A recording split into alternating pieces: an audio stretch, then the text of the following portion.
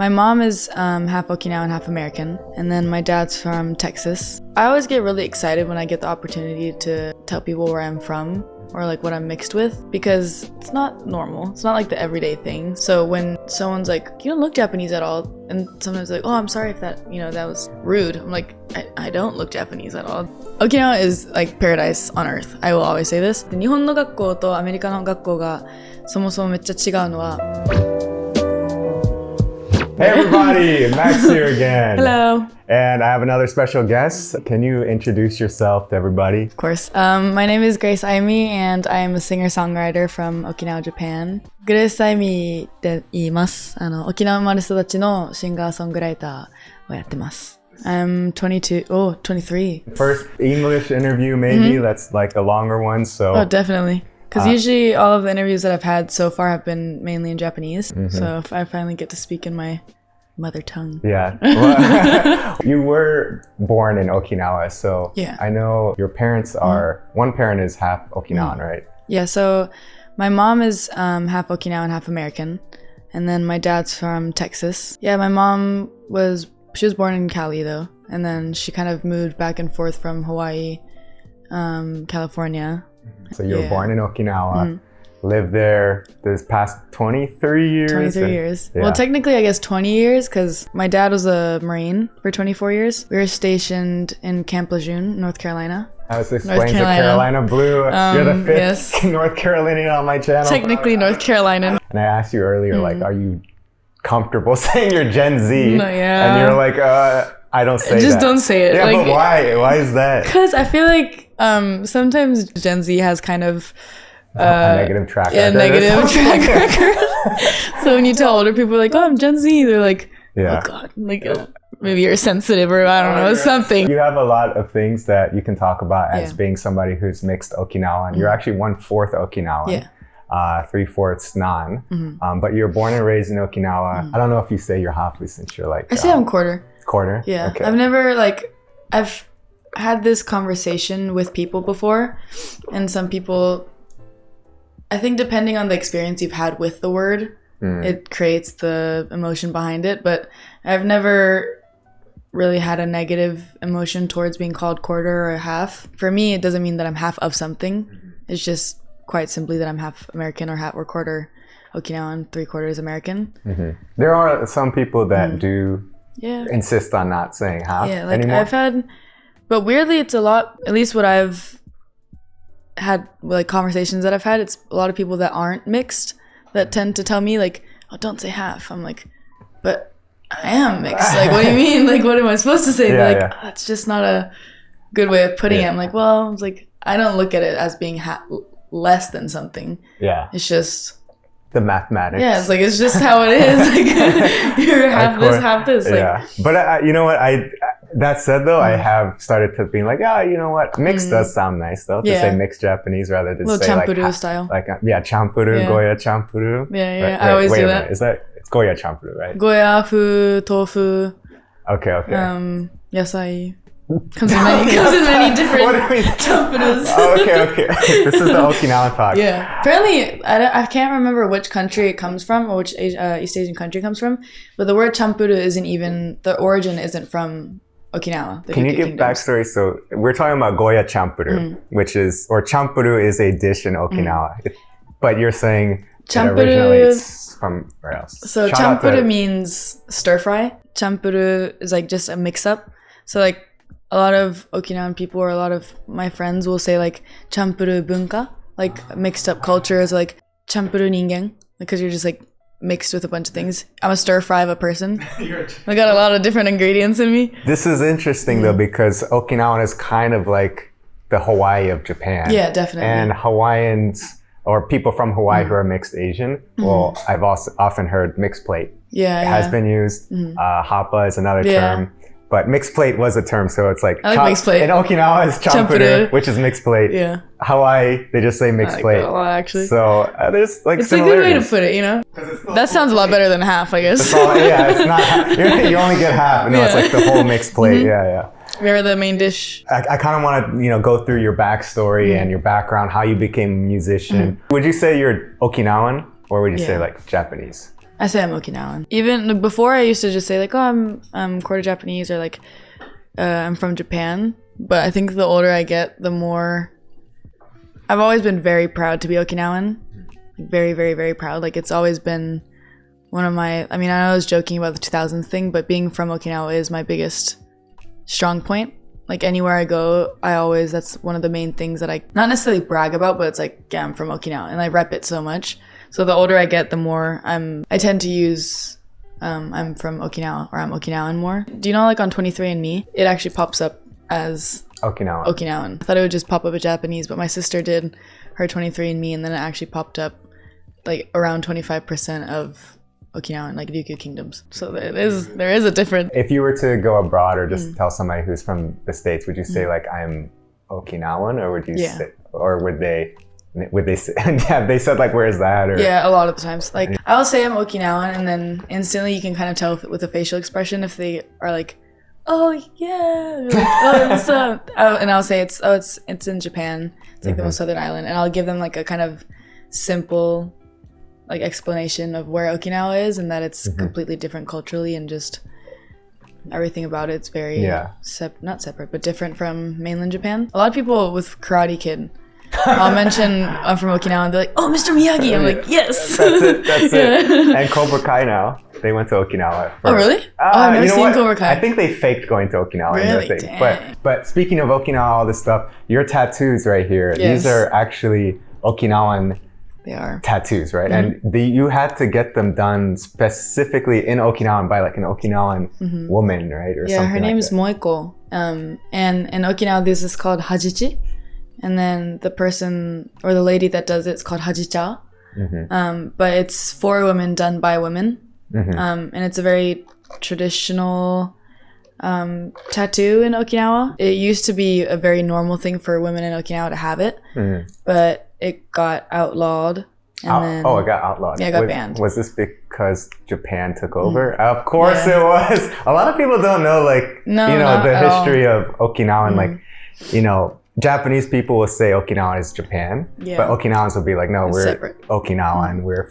This is different. Because I did Okinawa Kempo karate growing up in North Carolina from my sensei. Shout out to Vic Coffin sensei. It's as much as Hawaii is America, I guess. Like, like obviously it's people completely different from Hawaii or who are Hawaiian would be like, no, we're Hawaiian. Or exactly. Culture's different. Obviously, they speak the same language. This language is the same now, but it wasn't before. Exactly. A lot of people don't know, like, karate was taken from Okinawa. Karate, so the actual kanji, for those of you who don't know, but the actual character for karate is open hand. Okinawans, karate was made during the war, or like when Okinawa kind of got taken over, because all the weapons and stuff got taken away. So they had to learn how to defend themselves. That's why karate is a very self-defense kind of martial art, more than offense, if that makes sense. And you also did some Okinawan karate. I did 2 lessons. Shurite, right? Or which one? No, I didn't do shurite. I actually don't really remember which kata I did,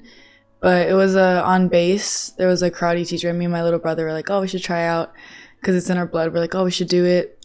We did 2 lessons. The teacher was really excited. I was really excited doing it, just because I felt just this sense of power like stemming through my my feet. It was like the roots coming in. Yeah.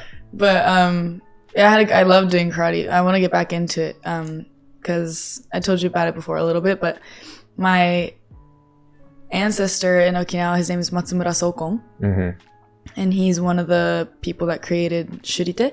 And shuri is an area in Okinawa, but yeah, he's one of the people that created it, and he's like one of the karate legends apparently. Yeah. So not even apparently, he is, but and you have his blood. Yeah, exactly. So it's in this is my great. blood. You have like the Okinawan and the Texan. It's just like it's a very powerful mix. This is a very powerful. Yeah, I always say like Texans are so proud to be Texan that even though I never lived in Texas, I'm proud to be a Texan's daughter. So like I'll be like, my dad's from Texas.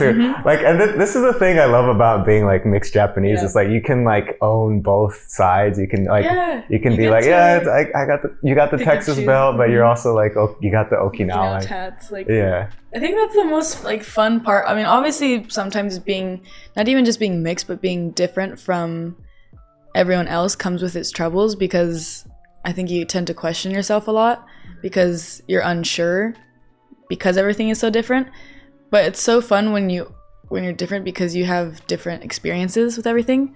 So like you just said, even with like fashion, there's always like a little core part of you will always be different. So the way you express yourself is always completely, it's never the same with the person next to you because you have your own champuru style, mix-up style. Yeah, well, you can mix your clothing, your fashion. I feel like it took a long time for me to even figure out my look, you could say. Oh, same. Because it's just like, oh, I want that hair, but you're like, oh wait, no, my hair doesn't work that way. Yeah, or same, it's like, same. like my eyes don't work that way, or like my, my body type is not that way. So I've interviewed a lot of people about being mixed Japan mainland, but what about Okinawan? What was it like growing up in Okinawa? I loved it. Like, I mean, in elementary school, because I started Japanese school in the 2nd grade. Before that, I went to on-base military school.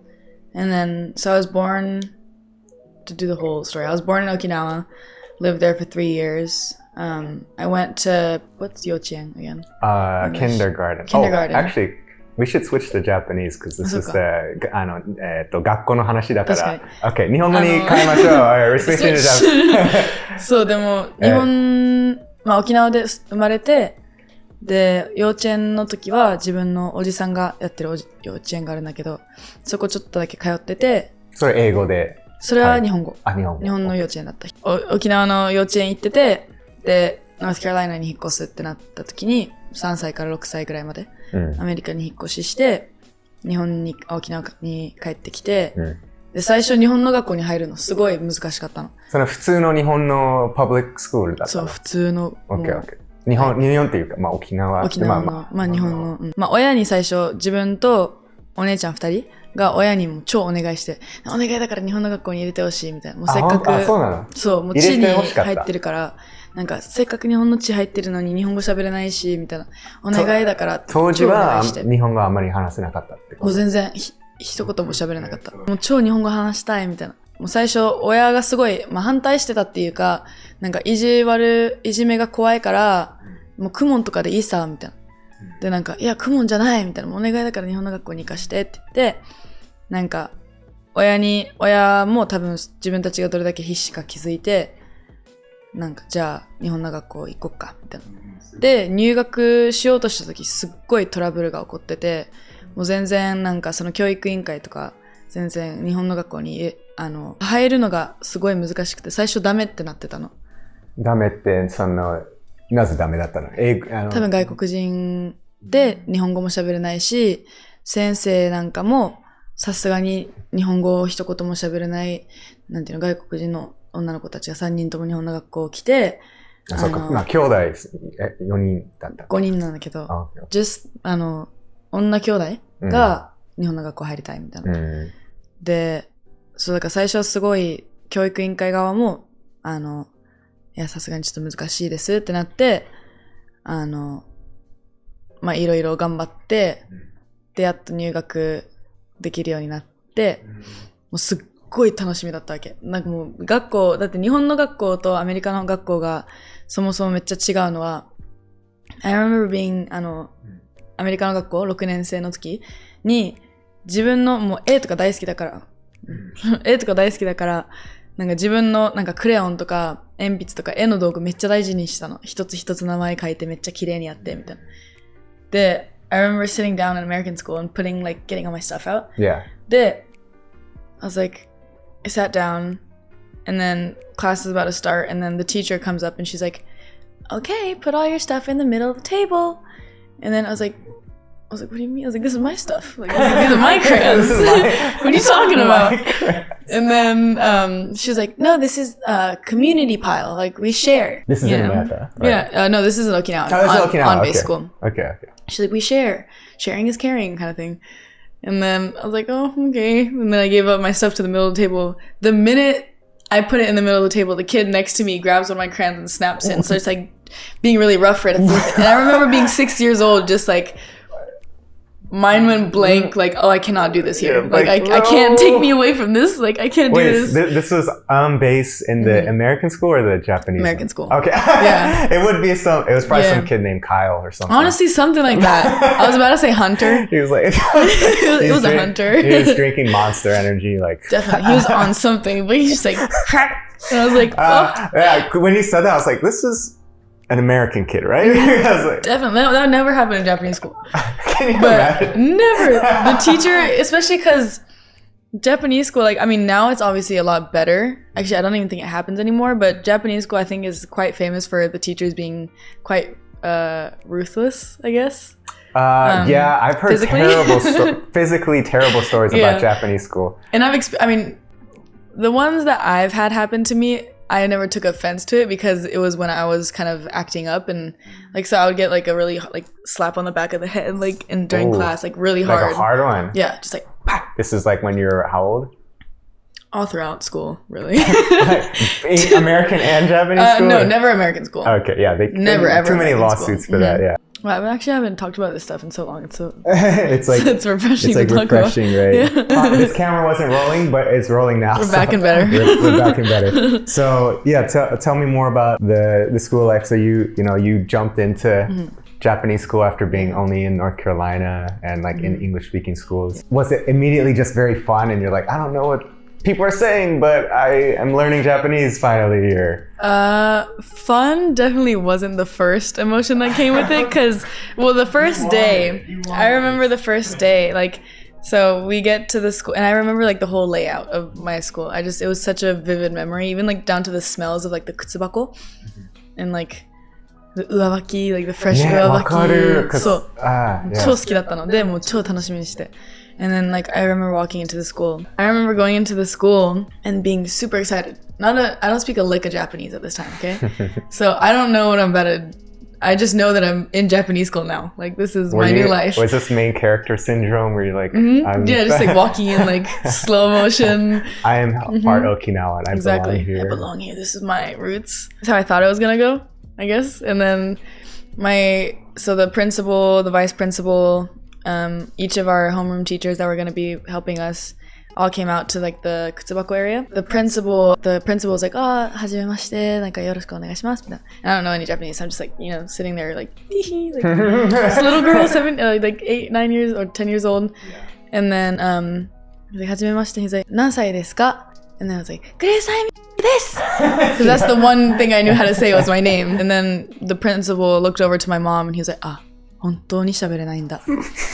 And then she's like, hi. So we joined Japanese school. I was really excited about everything in Japanese school, like the randoseru and all of the outside stuff, but I didn't really know what it meant to be in Japanese school yet, just because I never experienced it before. And then I remember first joining Japanese school and obviously kind of feeling lost and, a little bit alone just because I can't speak to anyone. But I had the best teacher in the second grade. It just was a wonderful teacher. And he really, really took his time to teach me AIMIo, kakikukeko, like, wow, everything. He took 11, so much time. And he was very, very patient with me, never like got upset at me for not knowing, which is, I think, the worst thing to do for anyone trying to learn something new, is being like upset at them when they don't know. It's like, oh, you don't know what you don't know, so you can't get mad at someone about it. So he was really good with that. And then when the other kids were studying English, I would have like a private lesson for Japanese. Like, I would go to a different classroom in the school. People, when I talk to my friends that are, getting ready to have kids, or people, my friends' parents and stuff, and they ask me like, oh, when you have kids, do you want to send them to Japanese school, international school, American school? I always say Japanese school. But they're like, really? Japanese school?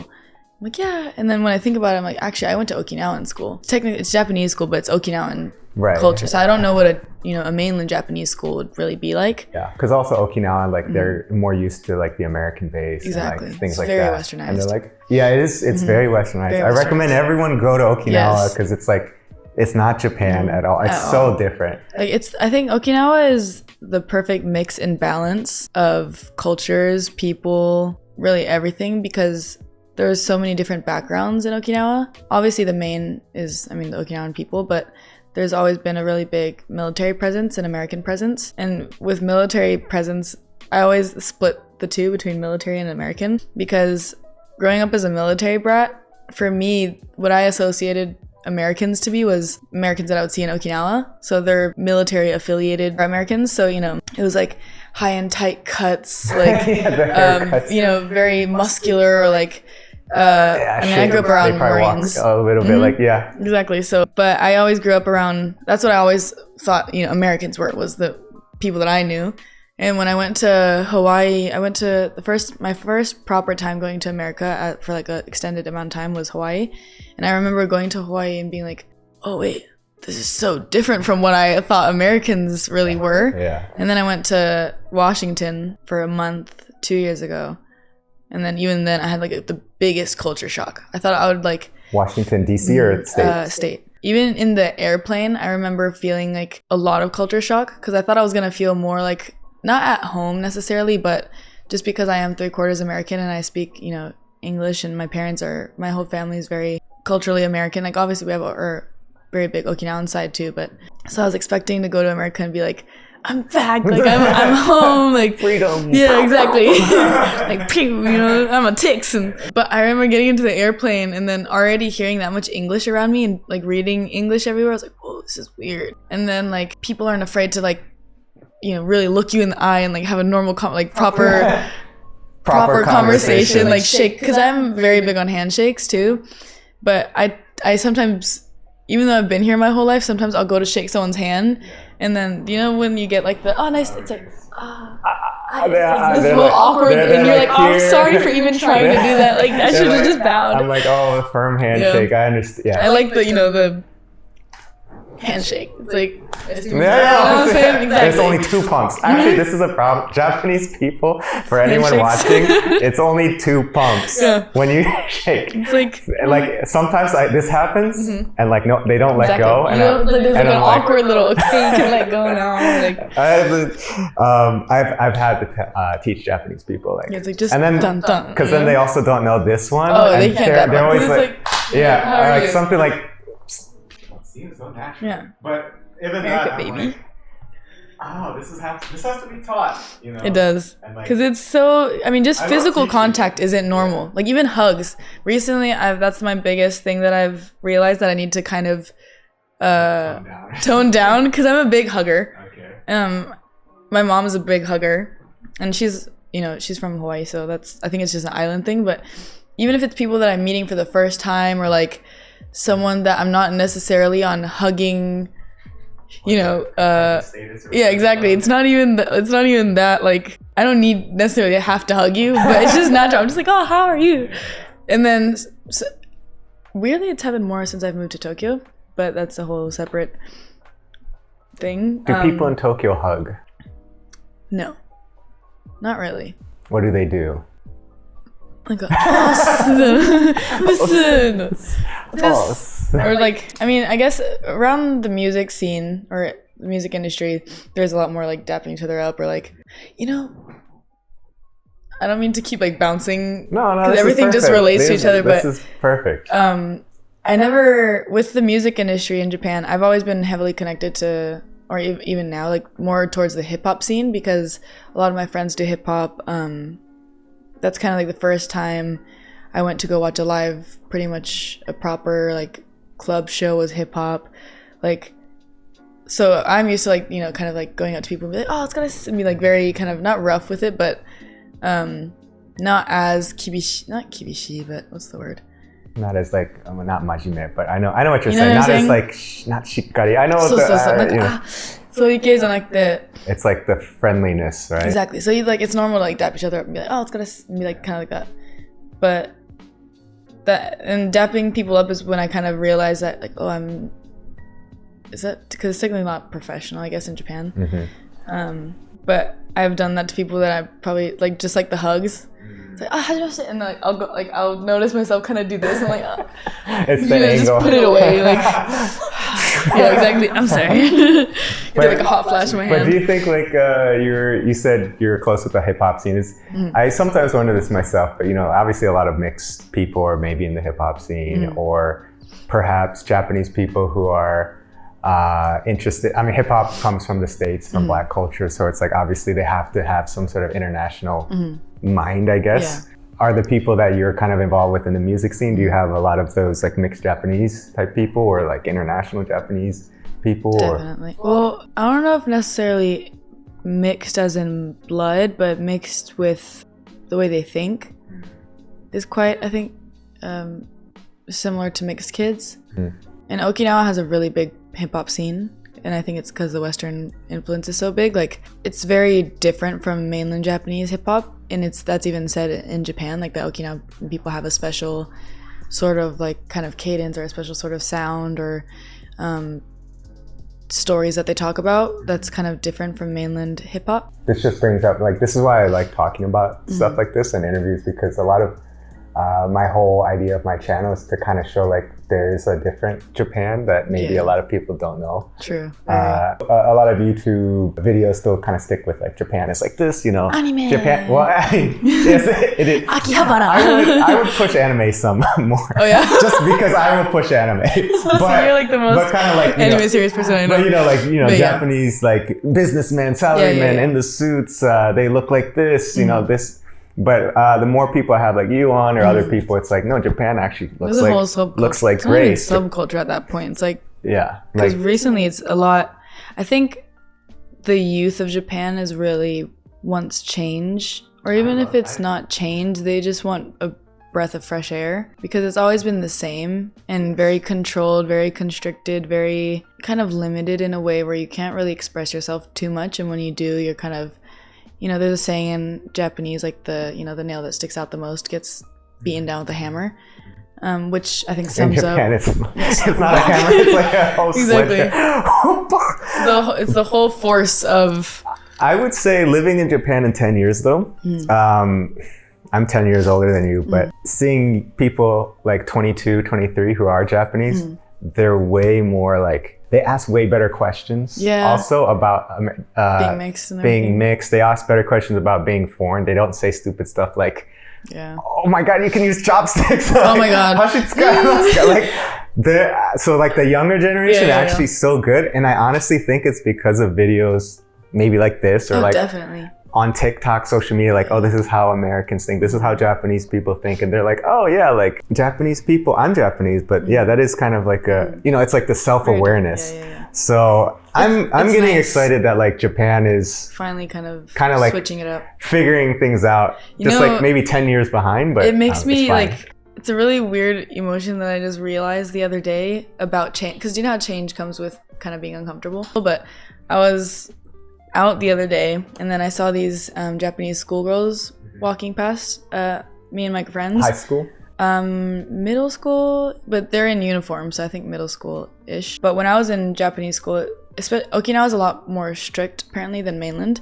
Like with, you know, rolling your skirt up, like you can't roll your skirt up at all, you can't do makeup, you can't dye your hair, you can't do nails. I think by my time it was fine, like you could wear any color socks you want, but they're like either black or white socks or like brown or black shoes, kind of it's very strict, which kind of it makes sense when you think about the Japanese society and how they need people to act as one unit in like kind of like a hive mind to make, I think, it all work. They don't want someone to that's how you keep have the trains running on time. Yeah, exactly. But I saw these Japanese schoolgirls walking past us, and then the one girl had like highlights in her hair. For a second, I'm still 23, but I felt like kind of in the past, because I was like, what? She's dyeing her hair. I was like, that's crazy. Like, she's still young. She's in school. And then when I was like saying these things in my head, or even to my friends, I was like, that's crazy that you can dye your hair now. Like, they're like, I mean, that's kind of cool. I was like, oh shit, do I sound like a boomer? Like, exactly. I was like, do I sound like a boomer right now? I'm like, damn.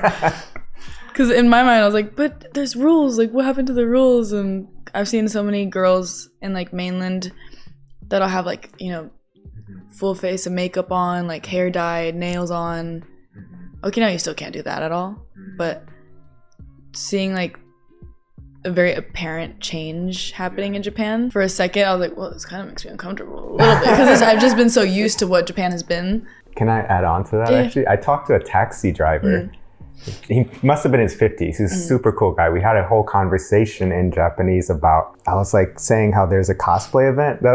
He was taking me to a cosplay event somewhere in Tokyo, and he was like, oh yeah, like cosplay is becoming one of Japanese like bunka, Japanese culture. He was in a very good mood. He's like, I'm glad like these tourists and foreigners are coming and like enjoying part of culture, and one of them is cosplay. And he was saying, yeah, Japan is like becoming more open to like these kind of entertaining and fun things. Like anime is a big part of culture. I could see like the light in his eye. He's just like, he was excited about these kind of like different changes and subcultures and not looking at it like as a bad thing. He was like, yeah, cosplay is cool. You know? That's nice to hear, because sometimes, I mean, you don't have to be old, I think, to be stuck in the past, but some people push anything that's new or like something that they're not used to away.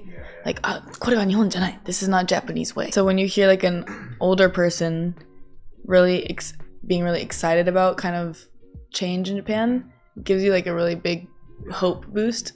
It's like, oh, thank God there's so many older people in Japan that really like it. But like, it's so nice to see foreigners in Japan. It's funny when I say that, because I always forget. I think I tend to forget how foreign I look, because I will be talking about foreigners, like, oh, foreigners in Japan, or like, I saw this mixed kid the other day, and I forget how I'm like a completely white girl if you just look at my just outside. Well, I think you look mixed, but do you? When I first saw you on viral video, the one that you were singing in the car, I thought you were half.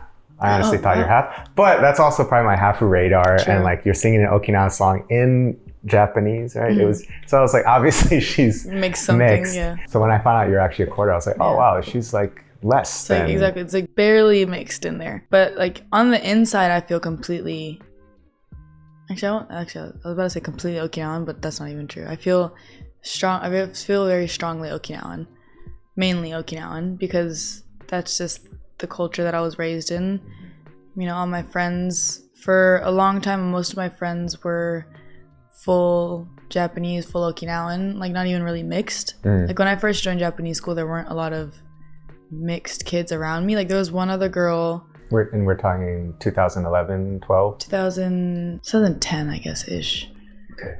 Because I moved here 2007 or 8. But yeah, like 2010-ish, I didn't have a lot of friends that were mixed or like foreign. So like it wasn't normal for me to be around other kids that were mixed. And then the one friend that I had, like instantly it's kind of like the girl that came to my school, her and I looked very similar. She was half, but she was British and Japanese. She kind of reminded me, I used to get that I look like Lucy Pevensey a lot from Narnia. Well, every half or mixed person has a lookalike. Oh yeah. Mine is Tom Cruise, but mine's Mila Jovovich.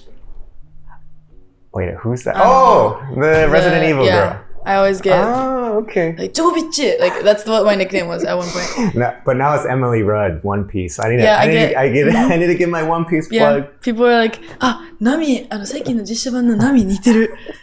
And then for me, like, I mean, I think you kind of actually, you know what? Even this clothing right now, you actually kind of have the Nami. If I had orange hair, just orange hair. Add a little. But the thing is, I'm horrible at navigating.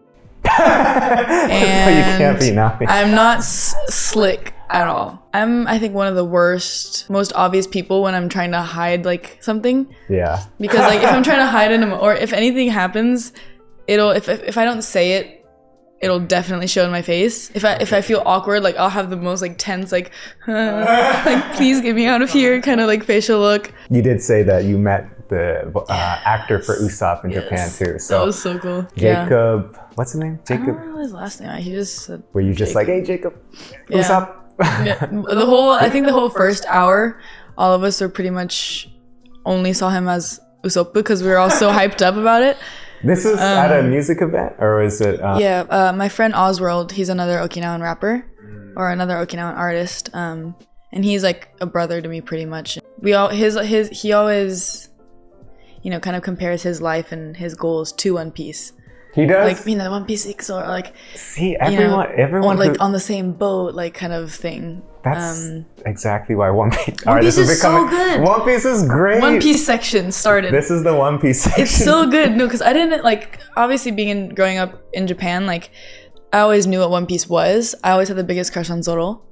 who doesn't. Exactly. At this point. I don't think there's any man, like actual human man, that's as attractive as Zoro is. Like I think he's peak male, everything, you know what I mean? Even though he gets lost and stuff? Mm-hmm. No, but even the way he has, like, doesn't even care about, like, women. He just wants his alcohol and his swords. My favorite part about Zoro is how he doesn't, his best friend, Kuina, was a girl, but he didn't even think about, like, you're a girl. He just thought, who's strong and who's not. And when she said, like, I'm going to get weaker because I'm a woman and you're going to get stronger because you're a man, he's like, shut up. Like, see? I don't want to hear that. Zoro's always been breaking the social. Yeah, and then he's always like, he's like slashing women like, I don't give a fuck. Yeah.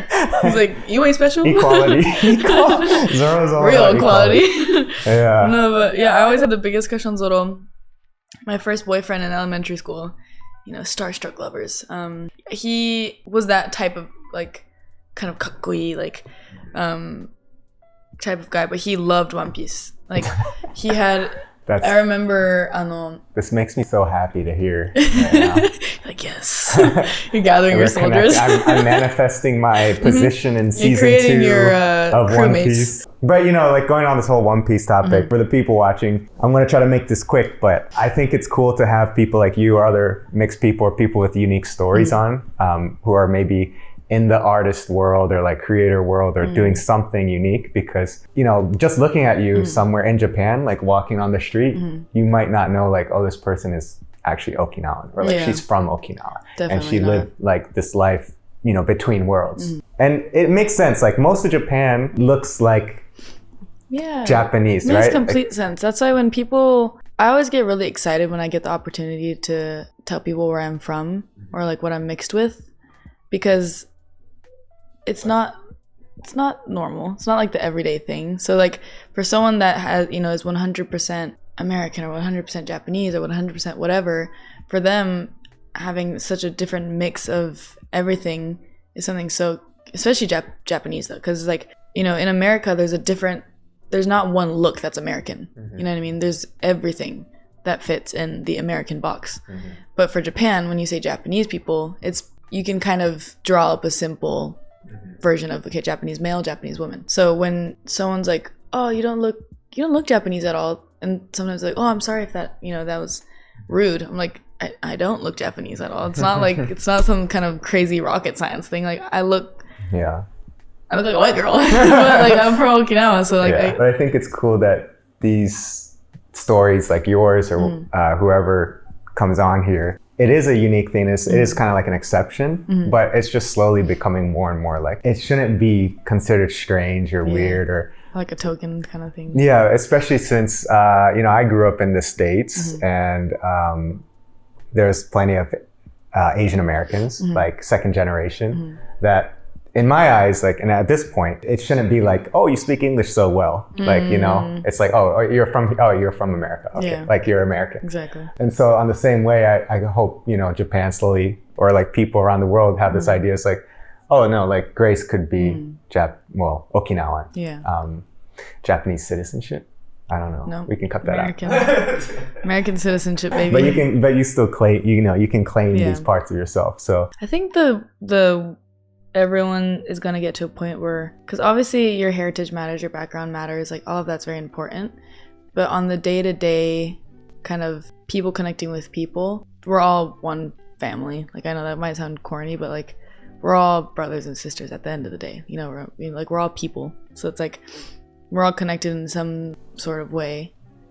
This is so profound. Yeah, and it's like, you know, we're all connected and we're all brothers piece. Under God. We're all one piece. We are all God's children, you know? Yeah. But it's really true. So I think it's gonna get to a point where Japan too, but everyone's gonna kind of stop looking for labels with too much. I mean, it's nice to get to know someone's background. I think I'll never stop asking that question. And as a mixed kid, I don't know if you do this too, but I tend to want to dissect people when I meet them, because I'm like, oh, you know, what are you mixed with? Like, where are you from? Like, I think in Japan or even in, you know, other countries, it's not that heavy of a question. Because I asked someone this in the States. I was like, oh, what kind of Asian are you? Just because I was curious, and I think I forgot that I don't look Asian at all. So the person that I asked this question to he got very defensive about it. And he was like, the fuck? Oh, sorry, can I cuss? Yeah. Okay. I was like, ooh. But he's like, the fuck? He's like, why do you want to know? And he just got really mad about it. And then I was like, well, I don't know. I was just like curious as Where to... is this? Where did this happen? LA. Oh, okay. Sometimes, yeah. I've had hit or miss in like LA. I was like, I don't know. I was like, I just want to know where you're from. And then I explained to him, I was like, bro, I'm from Japan. Like, I'm, quarter Japanese, or quarter Okinawan, quarter Japanese. I was like, I was just curious to know what you're mixed with. Yeah. He's like, and once I explained my situation, then he was kind of like, okay, I see where you're coming from. And then he explained his situation. Yeah. He was like, no, I'm from here. And after I left and I thought about it, I was like, oh, he must have had, just like the way that I've had in Japan, he must have had the same kind of treatment in America, like looking a certain way so you get treated a certain way. Or just like, for me, it's like, burger ski de sho, or like in America, if you're Asian, you get treated or whatever. You don't like burgers? I love burgers. I'm very American in my cuisine. That's one thing I talk about. Yes, I do like burgers, but that's not in that way. That's a little insensitive. No, like honestly, food stuff. One of my things that I talk about or like to talk about when I first joined Japanese school is that I went from American school lunches, which are horrible. ASMR. They're horrible. Lunchables, frozen pizza. My siblings, because my older sibling, or my brother, my sister, and my little brother went to American school longer than I did. So for me, Japanese school lunch was normal after a certain point. But they were explaining to me some of the food that they ate in American school. I was like, what the heck are you feeding children in school? I'm like, this is crazy. Yeah, America's crazy with their, yeah. But I remember, I did love the frozen pizzas though. I love the pizzas. Yeah, I can't lie. The bagel bites. Yeah, exactly. They slapped. They were snacks in America. They were highly appreciated. Yeah. I was there when bagel bites first came out. Wow. I think I was like... You're ancient. Yeah, I remember I was like, what is this amazing bagel, but pizza? And it's like bite size. Yeah. And it became a big thing. It's like magic in one bite. I wanted to ask a question about your music, but you do sing some stuff in Japanese and some in English. Do you have an idea of your audience? Do you want it to be more broad and Western and English and Japanese, or do you have messages that you're trying to give to maybe Japanese people, or what is your thoughts there? It's kind of a question I ask myself a lot too, because naturally I write in English. I'd say 80% of my songs are all in English. Because I write from my own experiences, I think I kind of use it as a diary. And when I write in my diary too, it's always in English. But I know that my audience is a lot more Japanese, just because I had the YouTube channel with my little brother for a long time. And we gained quite a following on the YouTube channel. Through my Instagram and even my musical career, it's always been mainly Japanese people that follow me and listen to me. But I definitely do want to kind of spread out more in the Western, or I guess English speaking world too. But at the same time, I like writing in Japanese, and because I love kaiyokyoku and enka so much, kind of like the song that I did with Matt Cab with Honemade. We did, the remix of Honemade Aishite, because the lyrics in old Japanese music, even actually Japanese music now, is so poetic and beautiful. So I do want to 100% agree. It's so good. Some of the Japanese, they're classics for a reason, but it's so simple yet so effective. And I think it's the same with English music too, but sometimes the most simple words hit the heart the most.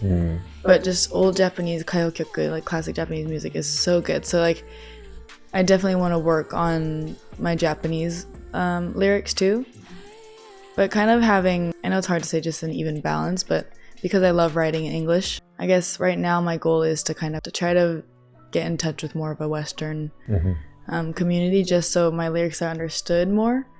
Because personally, I love my penmanship. I love my lyrics. Sometimes that shows when I'm singing them. I wish they knew what I said just now. That was fire, but they don't get it. But it's like that. So good. It's like that meme where they're in the corner. It's no, literally at the party. Yeah.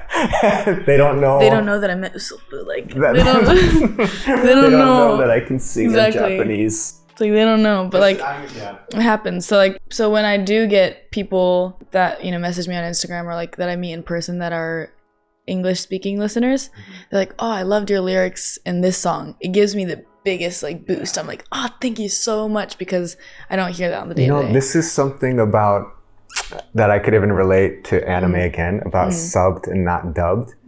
I think I have a lot of friends who don't speak Japanese, but they're willing to listen even to Japanese music with the captions. Thank God, like a lot of these YouTube channels putting the English captions at bottom, because they can hear the melody and hear the sounds, and then to read it in English, like they're like, this wouldn't really sound good saying in English, but like they can understand it. Yeah, the vibe, and like it's always very deep. Like Japanese is very deep when it comes to like some of the poetic lyrics. Like to the point where when I challenge myself to write in Japanese, because I've only started doing music about 3 years ago, and I started writing music in high school, and that was like a really just out of nowhere I realized I could write, so I was like, oh, I'm just gonna do it. Your vibe is so funny. You're like, I can do it, so I'll do it. No, exactly. I remember the exact moment of being in school. I was like MC energy, main character energy. Exactly. I've always been I'm not like too big into astrology, but when I tell people, they're like, oh, what's your sign? I'm like, oh, I'm a Leo. They're like, like that makes sense. What does this mean? Apparently just do you do that? Have you ever done that what is that ENFP thing or whatever? Yes. What are you? You know, it's funny, my personality type was the entertainer. I don't remember what how fitting. I think that was it made me laugh pretty hard. Yeah, it's like, it's meant to be. I don't want to do it again, to be completely honest, because I remember when I did do it, I wasn't like in the best spot mentally. As a mixed person, Okinawan and American, what are some things that you love about Okinawa and Japan, and what you don't like, and then America, things that you like versus what you don't like? Great question. Okinawan people, I love the spirit of Okinawan people. Very lighthearted, but very rich. Like, I think because Okinawa has been through so much pain and suffering, even just my grandma's generation, like living through the war, like being annexed, like we've had a long history of really horrible things happen in Okinawa. But even through all of that, they're still able to have such a loving soul, loving spirit, and they're very accepting of people, and they're just very warm people. And I think that's something that I think that comes out in my music, and what I want to do in life is to kind of share that Okinawan soul to the people I'm lucky enough to, you know, come into contact with, or with my music, or even in person. So definitely how loving and caring Okinawan people are is my favorite thing about Okinawa. Something that, even though I'm used to it at this point, something that does get old is, and I think people that grew up in Asian families can relate to it, but the weight, people are very caught up on weight, I think, in Japan, or like in Okinawa. Yeah. I'll legit go like a couple of months, or like even a couple of years without seeing, like, you know, a certain, well, not years, but like a couple of months without seeing, you know, an auntie or like an uncle or a cousin or whatever. And then I'll gain like 0.2 kilos or something. Like I'll have one tiny, you know, little, I had too much salt the day before, so my face is a little bit swollen kind of thing. And then I'll be like, oh, sashiburi, like long time no see. And they're like, ay, anta futotta ne. Like you put on some weight. And you're like, it's like, I was gonna hug you, but you know what? Okay. I'm gonna take it back now. Yeah, I take it back. Japanese and Asian people are very like, oh, you're this is like exactly. Your face, like literally, your features, like, this and that. Yeah. I love my grandma so much, but and she's our nickname for my grandma is OG Thugma. How did she get that name? Because she's a thug. Okay. She's just a savage when it comes to these Okinawan women, man. They're strong. That's why my grandpa loved my grandma so much. She's like, she's a strong woman. I think that is that an Asian thing? I think it's an Asian thing. That's an Asian thing. Because yeah. And you're like, can we just talk about the positive? Exactly. It's like, do you need to talk about my flappy arms, really? Like, what about the American side though? Like things you like versus Americans? I love American people. Like, I'm very proud to be American as much as I'm proud to be Okinawan. But I I love how friendly and open American people are, because I'm very extroverted, so I like talking to people. And in Japan, sometimes I feel like I'm talking to someone too much, just because it's a little bit more, I don't know if closed off is necessarily the right word for it, but just not as open to social interactions. You can't just be like, hey, how's your day going? Exactly. Like, even it would be weird to be like, I've done that before, where I'm like, I don't which side? I've never even said genki desu ka. I've definitely tried to be like, oh, like, kind of small talk. You have to say something else like, kyo wa atsui desu ne. Like, it's hot today. It's always the weather. Yeah, because people don't ask each other how you are. They don't ask like a random person, how are you? I ask like the convenience store people, like, choshi do desu ka? Ah, that's a better way to say it. They just kind of like, and some people just straight up kind of look at you for a second. They're like, oh. I've had mixed reactions. Just like kind of an awkward. Okay, I'm sorry, I asked you how you were. Yeah. Sometimes they're actually very like, oh yeah, I remember you. Yeah. You know, Kansai people are more like that. I think Kansai people, like Osaka, Kyoto, like that area, I think are a lot more similar to not Americans, but Western culture. Like they're a lot more open. Sarcasm. Yeah. Sarcasm. I am very sarcastic. I love sarcasm. It's one of my biggest struggles about being in Japan is I can be quite sarcastic. Doesn't translate well in Japanese. No. I've tried it and I'm like, fuck, I sound like an asshole. Exactly. And like I will sometimes translate like my dad's sarcastic jokes, and I was like, Dad, I'm not gonna translate. And I wouldn't even tell them, I'm not gonna translate that. And then I'll just say something else, and then they're like, haha, they're laughing. But when I actually translate something, like, huh? Like, eh? They just don't get it. So that would be another one of my like, dang it, I wish Japanese people understood sarcasm. But yeah, Americans being so open and friendly with, I think, strangers is really nice, because it's always good to talk to people you don't know. What do you not like about being in the States then? I've never lived there too long. I was there for 2 months in LA last year, or the beginning of this year and the end of last year. Ooh, actually, something about the Western culture that's I have a hard time getting used to is the treatment of elderly people. Okay. And respect. In what sense?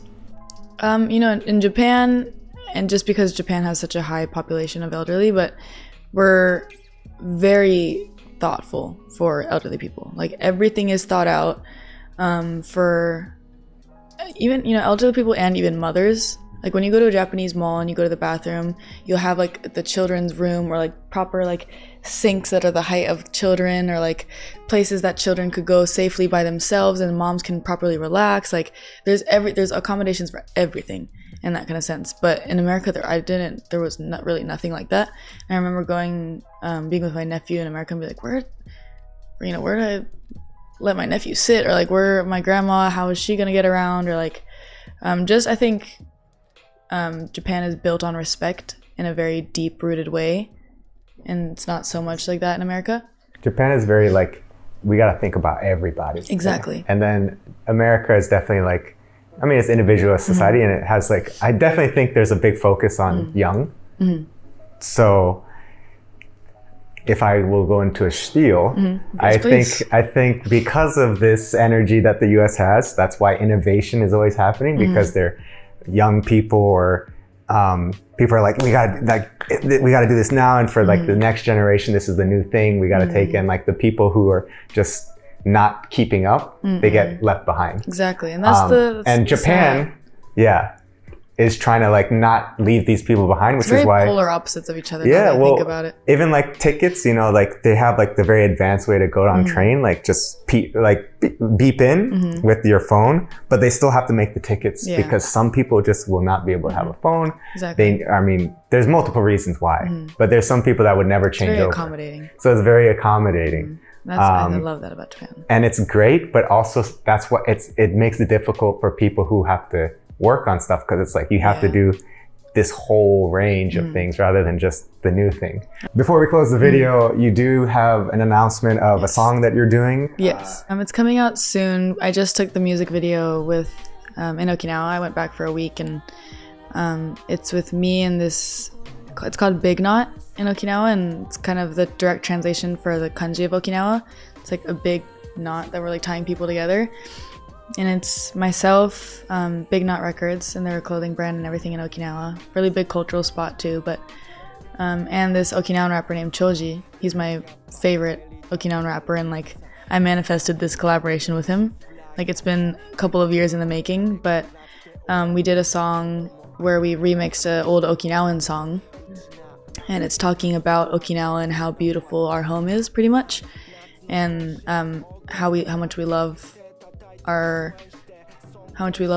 and how we have to protect Okinawa and, you know, kind of support each other to support Okinawa. And it's a really beautiful song, if I do say so myself. Lyrically, message-wise, like I really love that song. When I first recorded that song, I completely like bawled and cried because I'm just so overjoyed with like how proud I am to be Okinawan, and the fact that I get to be a part of some kind of message and spreading Okinawa to the world and spreading, you know, the beautiful spots about Okinawa and letting people, kind of helping people, you know, find out more about Okinawa.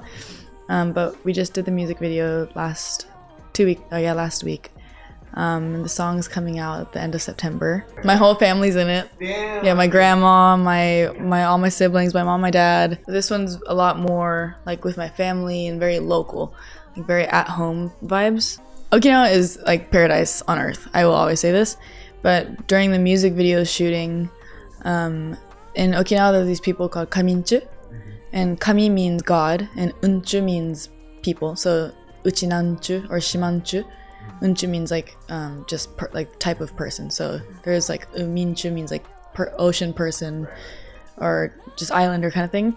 But this kaminchu person, which is God, like a kind of like a shaman pretty much, and she was the Big Knot Records, one of the people in Big Knot Records, the main lady that works there, Ega-san.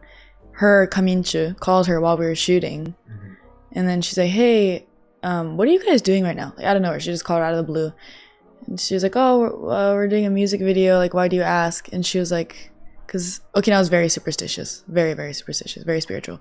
But she calls and she's like, "Hey," she's like, "this is crazy," but she's like, "there are so many ancestors gathered around you guys right now to help support you. 今あんたたちのとこにもう先祖様が大集合してるからすごいよみたいな." And she called super excited, like, "so many people are gathered around you guys right now. This video is about to be crazy." And then like all of us kind of got, you know, chicken skin everywhere. We're like, "Oh shit."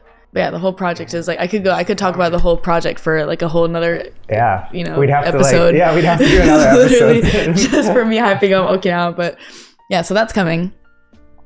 So I hope you guys, if it comes out after, I hope you guys listen to it. It's called Okidoki. Let me wrap it up though. Yeah, it's time to say goodbye. Thanks, Grace, for coming out here. Thank you for having me. We'll see you guys on the internet. All right. See you around. Bye. またね。ありがとうございます。次も欲しかったらみんな待って。